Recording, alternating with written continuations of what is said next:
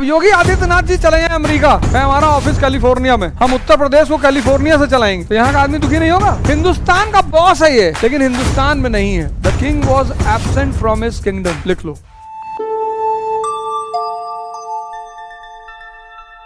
End of dual government, द्वैध शासन का अंत। कब बनी है ड्यूअल गवर्नमेंट? 1784 में, Pitt's India act.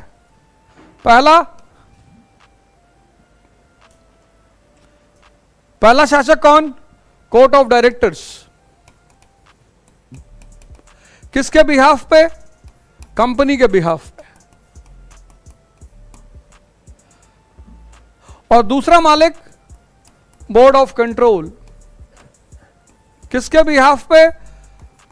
British parliament के बिहाफ पे।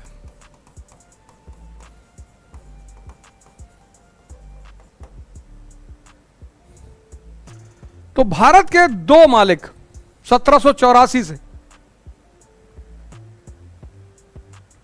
भारत पर कब्जा कब से शुरू हुआ? 1757, 1757। प्लासी। ये कैसे घुसा है? ब्रिटिश पार्लियामेंट वाले कैसे घुसा है? East India company financial crisis का शिकार हो गई। कब? 1770 में, 1770। और उसने लोन मांगा बैंक ऑफ इंग्लैंड से, कहा भैया 10 लाख पाउंड दे दो। तो सरकार ने कहा दे देंगे, लेकिन अब तुमको हम रेगुलेट करेंगे। तो 1773 में आया रेगुलेटिंग एक्ट।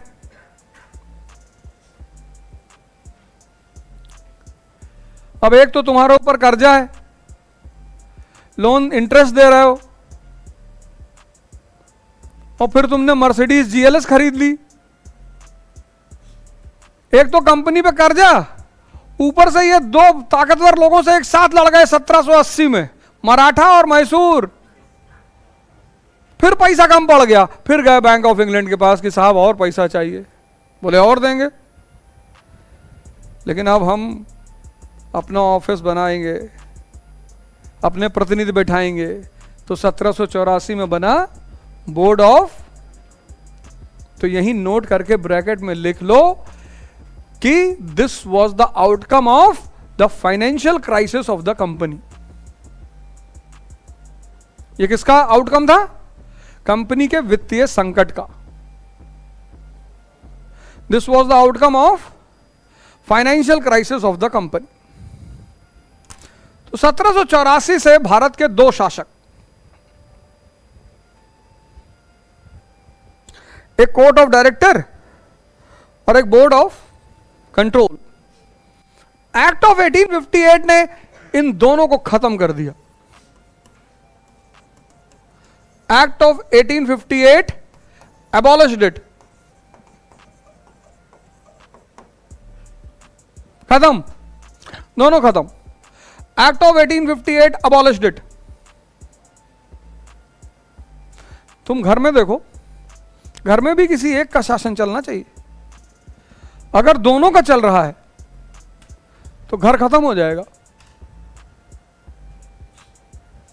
जैसे हस्बैंड और वाइफ मोबाइल लेने गए, और वाइफ ने कहा एप्पल लेंगे, हस्बैंड ने कहा सैमसंग, और दोनों को समानांतर, मतलब कि कोई एक दूसरे की सुनेगा नहीं, तो उस दिन मोबाइल नहीं आएगी, उस दिन मोबाइल की दुकान पे मार होगी।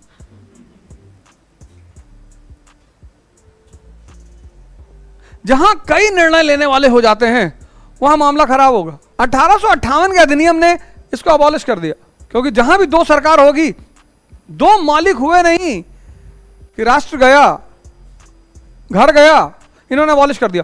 और अबॉलिश करके इन्होंने बनाया secretary of state with 15 members council. लिखो, this led to the birth of Secretary of State with his 15 members council. Secretary of State with his 15 members council. He was the part of British Parliament. And his office was in London, called as what? India House. He was the part of British Parliament and his office was in London, called as India House. अब ये बहुत बड़ी घटना घट गई. अब इसमें दोनों पर्सपेक्टिव देखो. पहला perspective, constitutional development. For the first time India came under the command of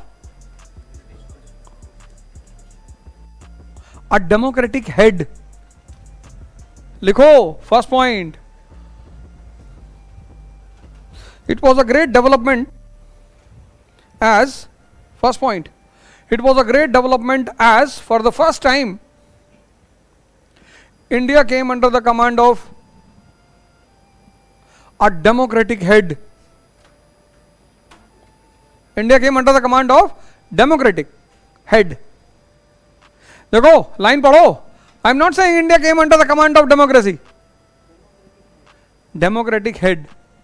पहली बार भारत एक प्रजातांत्रिक मुखिया के अधीन हुआ, क्योंकि इसको किसको जवाब देना होता था? ब्रिटिश पार्लियामेंट को. राजा महाराजा खत्म कि किसी को जवाब नहीं देना, जवाब देना है. यह पहली डेवलपमेंट थी कॉन्स्टिट्यूशन पॉइंट ऑफ व्यू से. लेकिन एजुकेटेड मिडिल क्लास बड़ा दुखी हुआ. क्यों? पॉइंट तो बड़ा अच्छा है. भारत का जो एजुकेटेड मिडिल क्लास है वो बड़ा दुखी हुआ. हाँ, अब योगी आदित्यनाथ जी चले जाए अमेरिका, कहें हमारा ऑफिस कैलिफोर्निया में, हम उत्तर प्रदेश को कैलिफोर्निया से चलाएंगे, तो यहां का आदमी दुखी नहीं होगा? हिंदुस्तान का बॉस है ये, लेकिन हिंदुस्तान में नहीं है. The king was absent from his kingdom.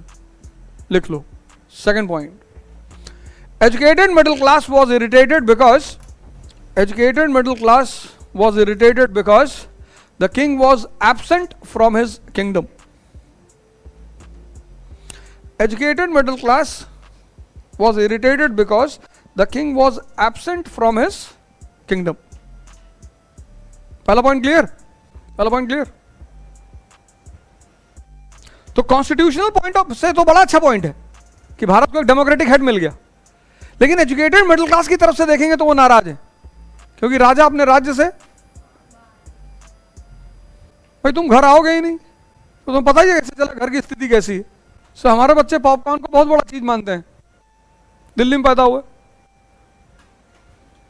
हमारे लिए पॉपकॉर्न कुछ है ही नहीं.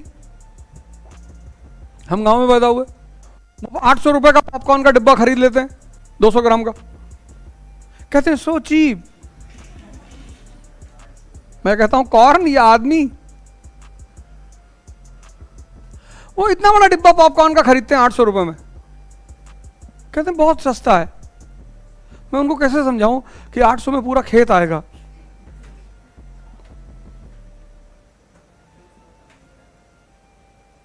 नहीं आएगा.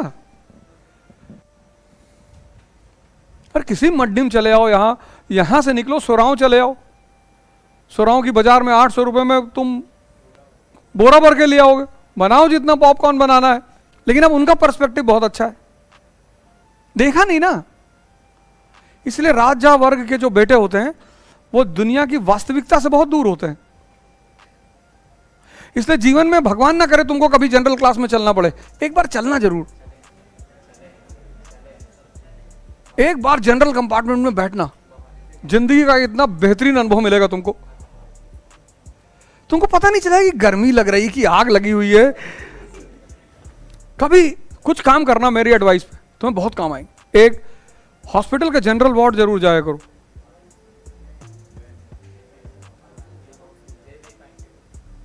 वो सरकारी हॉस्पिटल, उसके जनरल या इमरजेंसी वार्ड में जाया करो, महीने 1.5 महीने में चले जाया करो. हाँ, तुम्हारे पढ़ने की तमन्ना इतनी बढ़ जाएगी.